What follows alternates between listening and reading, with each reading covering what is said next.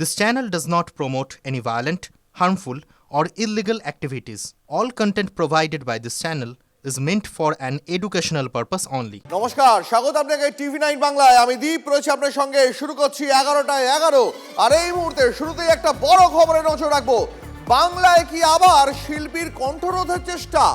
ভাতার বইমেলায় প্রতিবাদী শিল্পী পল্লব কীর্তনিয়ার অনুষ্ঠান বাতিল। শাসকের চাপেই অনুষ্ঠান বাতিল সংগঠকদের, এই অভিযোগ সঙ্গীত শিল্পী নিজে করেছেন ফেসবুক পোস্টে। ভাতার বইমেলায় শিল্পী পল্লব কীর্তনিয়ার অনুষ্ঠান বাতিল, শাসকের চাপেই অনুষ্ঠান বাতিল সংগঠকদের, অভিযোগ সঙ্গীত শিল্পীর। ফেসবুক পোস্ট করে প্রতিবাদ করেছেন তিনি। আবার একবার চলে যাবো, প্রদীপ্ত কান্তি আমাদের সঙ্গে রয়েছেন। প্রদীপ্ত, দেখো, আগামী 25শে ডিসেম্বর বর্ধমানে ভাতারে একটি গানের অনুষ্ঠান ছিল পল্লব কীর্তনিয়ার। সেখানে 24শে ডিসেম্বর থেকে 30শে ডিসেম্বর পর্যন্ত বইমেলার অনুষ্ঠান রয়েছে। সেখানেই উৎসব প্রোগ্রাম রয়েছে, সেখানেই পল্লব কীর্তনিয়ার গানের কথা ছিল। পল্লব কীর্তনিয়া ফেসবুকে যে অভিযোগ করছেন তা হলো যে শাসক দলের চাপেই আর তাকে গান গাওয়া থেকে বিরত রাখার কথা তাকে জানিয়েছেন আয়োজকরা, এবং আয়োজকরা জানিয়েছেন যে তারা বাধ্য হচ্ছেন শাসক দলের চাপে পল্লব কীর্তনিয়ার এই গানের অনুষ্ঠানকে বাতিল করতে। পল্লব কীর্তনিয়ার অভিযোগ যে লগ্নজিতা চক্রবর্তীর সঙ্গে ভগবানপুরে 20শে ডিসেম্বর যে ঘটনা ঘটেছিল, তারপর তিনি শিল্পী হিসাবে তার পাশে দাঁড়িয়েছিলেন এবং তিনি কিছু ক্ষেত্রে হয়তো কারোর সমালোচনা করে থাকতে পারেন, এবং সেই কারণেই কি তাকে এই অনুষ্ঠান থেকে দূরে রাখা হলো, নাকি তিনি বলছেন যে গত কয়েক বছর ধরেই তিনি যেহেতু রাজ্যের শাসক দলের বা রাজ্য সরকারের দুর্নীতির বিরুদ্ধে মুখ খুলছেন, সেই কারণেই তার সঙ্গে এই ধরনের আচরণ করা হচ্ছে, এমনটাই তিনি বলছেন। একই সঙ্গে শিল্পীর স্বাধীনতার কি সংজ্ঞা হতে পারে তা নিয়েও তিনি প্রশ্ন তুলছেন। তার বক্তব্য, যখন কেউ শাসক দলের বিরুদ্ধে কিছু কথা বলবে, তারপর যদি সেই ধরনের গান কেউ করেন, তারপরও কি শিল্পীর স্বাধীনতা এই রাজ্যে থাকবে কিনা তা নিয়েও তিনি প্রশ্ন তুলেছেন। সঙ্গে থাকো প্রদীপ্ত। যেমনটা জানাচ্ছিল, লগ্নজিতাকে হেনস্থাকাণ্ডে সরব হয়েছিলেন পল্লব। গত 10 বছরে এমন কাণ্ড আমার সঙ্গে কতবার ঘটেছে তার কোনো ইয়ত্তা নেই। শাসকের বিরুদ্ধে গাইলে শাসক প্রত্যাঘাত করবেই, সোশ্যাল মিডিয়ায় একথা লিখেছেন শিল্পী পল্লব কীর্তনিয়া। সবকিছু ঠিকঠাক, সমস্ত কিছু হলো। পোস্টার টোস্টারও তো ওরা পাঠালো আমাকে, সমস্ত কিছুই।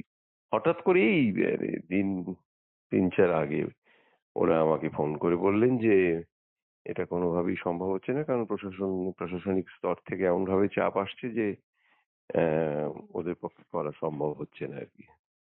তো সে আর কি বলবো। এবং ব্যাপারটা হচ্ছে যে এরকম ঘটনা অতীতে এতবার ঘটেছে আমার সঙ্গে, একবার ঘটেই চলেছে আর। পরিবর্তনের পর তখন আমি সেই সূত্রে আর কি এদের কাছাকাছি এসে পড়েছিলাম, এবং তখন আমার অনুষ্ঠান পেতে সমস্যা হয়নি আর কি। কিন্তু তারপরে আমি যখন দেখলাম যে এই দুর্নীতি ইত্যাদি ব্যাপারগুলো এমন ভাবে ঘটে চলেছে আর কি, যে এখানে চুপ করে থাকা যাচ্ছে না আর কি। এবং সেই সময় আমি প্রশ্ন করো না বলে একটি গান লিখেছিলাম, যে গানটা খুবই ভাইরাল হয় আর কি। প্রশ্ন করো না তাহলেই তুমি মাওবাদী সন্ত্রাসী বলে একটা গান লিখেছিলাম। তো সেই গানটার পর থেকে আমি একেবারে ব্ল্যাক লিস্টেড হয়ে যাই, এবং সেই সময় প্রচুর হুমকি ফুমকি, ফোনে নানা রকম সেসব কাণ্ড ঘটলো। যাই হোক, তারপর থেকে সেই সময় আমার সমস্ত অনুষ্ঠান একেবারে এক ধারসে বাতিল হতে শুরু করলো আর কি। আমি ডাক্তারিটা এখন একটু আধটু করি, কারণ আমাকে করতে হয় বাধ্য হয়ে এই এত বছর পরে। আমার প্রফেশন তো একেবারে ভাতে মারার যে এরা পদ্ধতিটা নিয়েছে, সেটা তো আমাকে তো টিকে থাকতে হবে। সেই জন্য ফলে আমি কারো ছত্রছায়ায় আমি যেতে কখনোই রাজি নেই, সে যেই হোক। পল্লব কীর্তনিয়ার বক্তব্য শোনালাম আপনাদের। বাংলায় কি ফের শিল্পীর কণ্ঠরোধের চেষ্টা?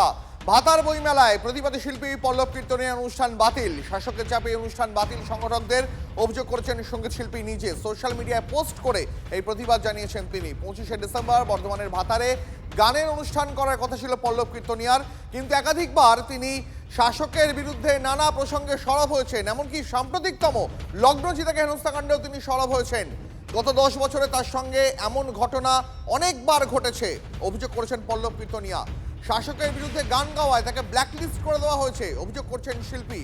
সোশ্যাল মিডিয়াতে এই কথা লিখেছেন পল্লব কীর্তনিয়া।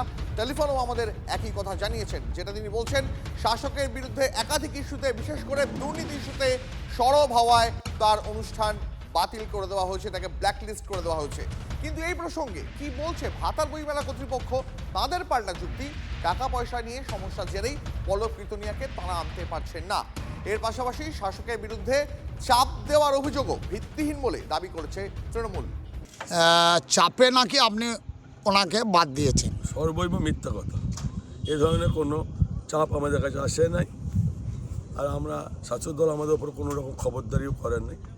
এটা হয়তো উনি ভেবেছেন বলে হয়তো আমাদের ফিনান্সিয়াল কথাটা উনি বুঝতে পারেন নাই, না বোঝার কারণে উনি এই ঘটনাটা।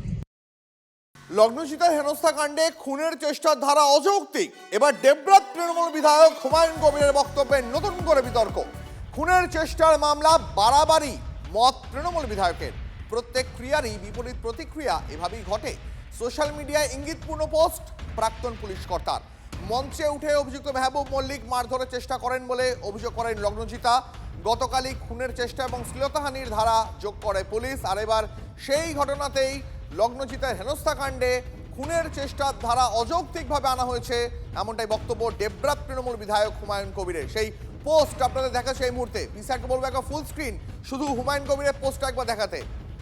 খুনের চেষ্টার মামলা এটা বাড়াবাড়ি অযৌক্তিক বলছেন দেবরাত তৃণমূল বিধায়ক এবং প্রাক্তন পুলিশ কর্তা হুমায়ুন কবির।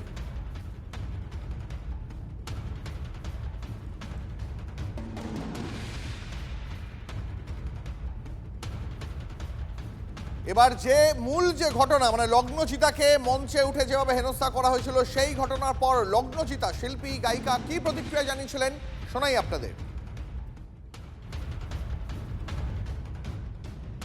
আমার হাতে মাইক্রোফোন ছিল, because I was talking to the audience, right?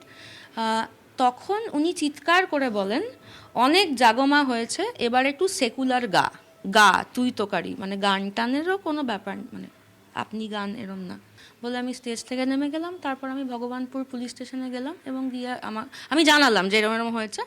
তো ওনারা বললেন যে আপনি একটা জেনারেল ডায়েরি করুন। আমি একটা জেনারেল ডায়েরি করলাম। আমি একদম মেনে নেব না যে আমার স্টেটে, আমার দেশে, আমার স্টেজে উঠে কেউ, ছেলে মেয়ে বুড়ো বাচ্চা, যে কোনো ধর্ম, যে কোনো পলিটিক্যাল পার্টি, আমি কাউকে অধিকার দিইনি আমাকে স্টেজে উঠে মারার। লগ্নজিতা কি অভিযোগ করেছেন শোনালাম আপনাদের। লগ্নজিতাকে হেনস্থা কাণ্ডে খুনের চেষ্টার ধারা অযৌক্তিকভাবে দেওয়া হয়েছে। এবার দেবরাত তৃণমূল বিধায়ক হুমায়ুন কবিরের বক্তব্যে নতুন করে বিতর্ক। খুনের চেষ্টার মামলা বাড়াবাড়ি মত তৃণমূল বিধায়কের। প্রত্যেক ক্রিয়ারই বিপরীত প্রতিক্রিয়া এভাবেই ঘটে। সোশ্যাল মিডিয়ায় পোস্ট করেছেন তৃণমূল বিধায়ক এবং প্রাক্তন পুলিশ কর্তা হুমায়ুন কবির। আপনারা জানেন, মঞ্চে উঠে অভিযুক্ত মেহবুব মল্লিক মারধরের চেষ্টা করেন বলে অভিযোগ করেন লগ্নজিতা। গতকালই খুনের চেষ্টা এবং শ্লীলতাহানির ধারা যোগ করে পুলিশ। আর এবার সেটা নিয়েই একটা ইঙ্গিতপূর্ণ পোস্ট হুমায়ুন কবিরের। আমাদের সঙ্গে এই মুহূর্তে বিজেপি কাউন্সিলর নেতা সজল ঘোষ রয়েছেন। সজলবাবু, লগ্নজিতাকে হেনস্থা কাণ্ডে খুনের চেষ্টার ধারা অযৌক্তিক, এই বক্তব্য দেবরাত তৃণমূল বিধায়ক হুমায়ুন কবিরের, আপনার প্রতিক্রিয়া? ভারতবর্ষে এরকম মিথ্যে মামলায় তৃণমূল পশ্চিমবঙ্গে আরো কয়েক হাজার ছেলে মেয়েকে, লাখ ছেলে মেয়েকে ফাঁসিয়েছে, তখন কিন্তু মুখ খোলেনি। এখানে কেন হুমায়ুন কবির মুখ খুললেন? কারণ দুই হুমায়ুন কবিরই এক। হ্যাঁ, ভরতপুর আর দেবরায় কোনো পার্থক্য নেই। কারণ ওই লোকটার নাম যদি, ওই লোকটার পদবি যদি হুমায়ুন কবিরের সাথে না মিলতো তাহলে বলতেন না। আর যেহেতু এর নাম লগ্নজিতা, তাই এ কথা বললেন।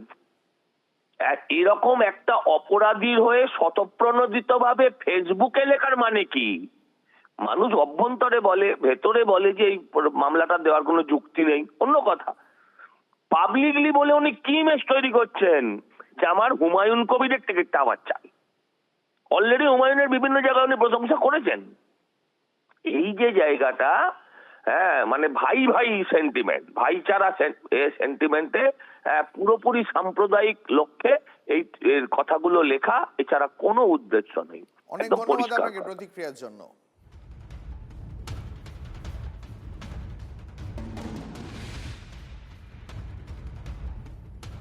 মঞ্চে হেনস্থা, আর সেই মঞ্চেই প্রতিবাদ জানালেন লগ্নজিতা। কলকাতার একটি অনুষ্ঠানে আবার গাইলেন জাগো মা। সেই গান গাওয়ার আগে বললেন এবার একটা সেকুলার গান গাইবো। শনিবার পূর্ব মেদিনীপুরের ভগবানপুরে লগ্নজিতাকে এই জাগো মা গান গাওয়ার সময়ই বাধা দেওয়ার অভিযোগ ওঠে মেহবুব মল্লিকের বিরুদ্ধে।